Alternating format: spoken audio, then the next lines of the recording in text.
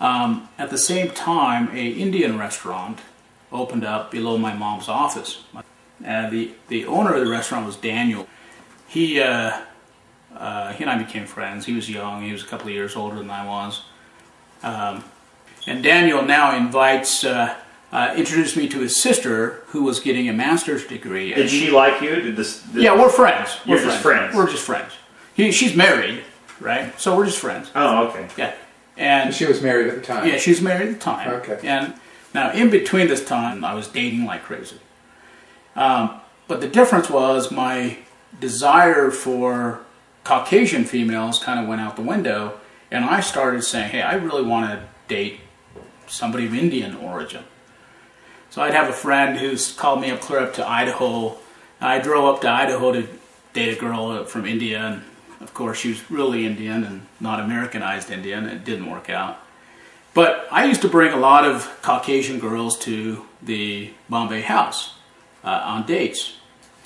I tell you that story for a couple of reasons, but this buddy introduced me to his sister, and by this time we're friends. They know who I am, I'm a jokester and all that, and so I'm now going to dinner at his sister's house. This is the sister of the owner of the Bombay house. That's correct. Yeah, okay. That's correct. So I walk in to their apartment, and in their apartment they have a small little a shelf, and there's a family picture on the shelf. And I walk up to the family picture, and I look at it, and I said, hey, this girl, who is this girl? And she goes, well, that's my sister. I said to her, this is my wife, where is she at? Just like that. And they thought, oh, this guy is just, he's a jokester. And, because they've seen me dating Caucasian girls, they thought I was, and there's one girl that I was fairly getting romantic with. But by the end of the dinner and after that meeting, I managed to get this girl's phone number, and she at the time was in Singapore, with her mom and dad. Her dad was a professor at Singapore University.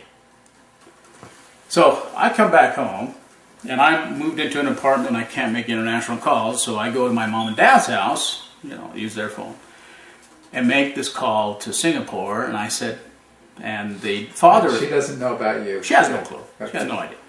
The father answers the phone. I said, I'm a very typical American, very out, Hi, my name is Taj Roll. I'm a friend of your brother, your son, and your daughter. Can I speak to Priya? And Priya, and I think the assumption was, no, we believe in arranged marriages. Pretty much hung up on me. Well, that's not going to stop me. So I started sending letters and gifts. Matter of fact, I sent her the greatest hits of Air Supply. Right. So in the meantime, this older brother who owns the Indian restaurant decides to buy a house from my mom, who's a real estate agent, about 6 blocks from where I grew up.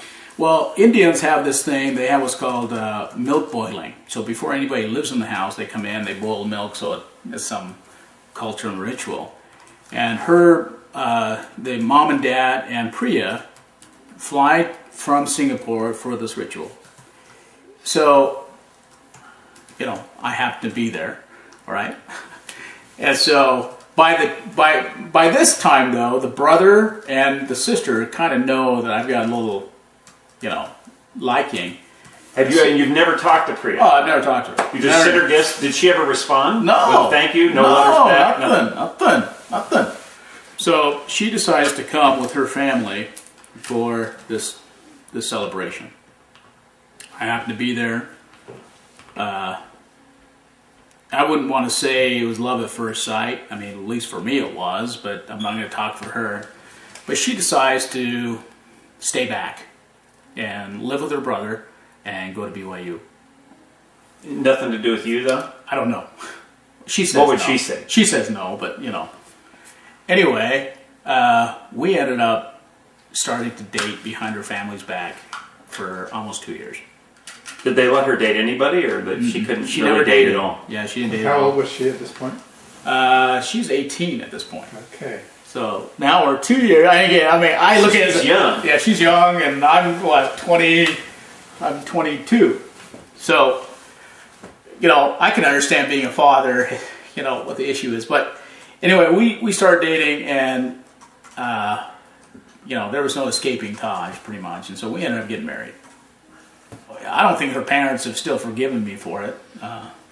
Seriously? Yeah. But let me pause that story for a second. So, my mother, when I was growing up, well, particularly when I was in high school and dating, she says, Taj, I've dreamt about who you're going to marry. You're going to marry, she goes, when I was younger, when I first came, she said that she dreamt about a girl, that I'd marry an Indian girl. And all I've been dating is Caucasians. She said, I don't even know why you're worried about this. You're going to marry an Indian girl.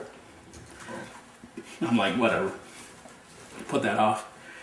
But after I met Priya and she came from Singapore, I decided to take her home to my mom and dad's house for the first time. And I've talked to them about it and told them I'm interested in this Indian girl. So I came home, brought her home about 9 o'clock. And as I came into the house, my father's sitting in his pajamas, and I bring this girl in. And my mom is down the hall, and she literally sees Priya down the hall this way, and she's in her pajamas, and she says, Taj, come here, come here. So I walk in the back. She goes, this is the girl. I said, what are you talking about? This is the girl I dreamed about. That's how a mom is. Probably anybody brown is the only Indian, right? Anyway, my mom, as most mothers, decided to go through and show the scrapbooks and all the stuff about me. And so here's my wife, or a girl that I'd just been dating, and she's pulling out all these scrapbooks, and I've got piles and piles of awards and crap like that. And Priya is now flipping through these. And as she's flipping through it, the first thing she comes across is this audio cassette tape. And the audio cassette tape is me talking, after I came here only for a couple of months, in Tamil. And here's Priya, she plays it and listens to it, and she goes, oh, and you're speaking Tamil. She goes, well, how do you know? She goes, well, I speak Tamil. So she's now able to listen to the tape, and here as an 8-year-old boy, I'm talking about my sister. I had a baby sister, and I used to take care of her. I'm talking about my mother, and found out my mother's name was Arai. And, so here I am, I'm rambling and talking about how I miss them and all that in Tamil. But there really isn't much else in the tape, but it was just interesting that she was able to listen, and there was the Tamil side of it. And then we're flipping through some of these pages here where my mother is writing letters back saying, hey, we may have a kidnapped child. And she's reading this letter, and she goes, geez, this handwriting looks so familiar to me. And she flips it over, and the letter was from her father in 1982. Oh, wow. The other coincidence is that we come to find out is his father actually was involved with this orphanage in some consulting fashion.